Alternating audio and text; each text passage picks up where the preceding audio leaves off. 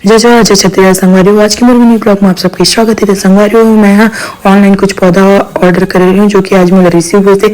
आप मन देख सकत हो कोई कोई संगवारी मन एकर नाम ला जाने तो और जो मन नहीं जाने तो ओकर नाम ला बता देता संगवारी। एकर नाम है ड्रैगन फ्रूट जो है लाल लाल फल थे संगवारी और का बोलते मार्केट में जाके बहुत ज्यादा महंगा मिलते।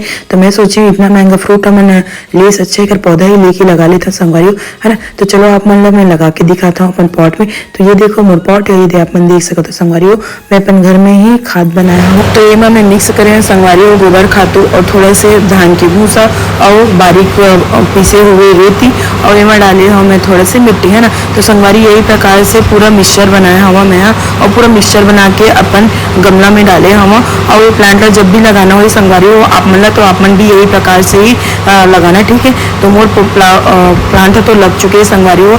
और आप मन ला आज की वीडियो मोर अच्छा लगी सो तो लाइक करना, कमेंट करना और शेयर करें मत भूलना। तो संगवारी जो मो चैनल बनाओ वो मो चैनल सब्सक्राइब करें मत भूलना संगवारी।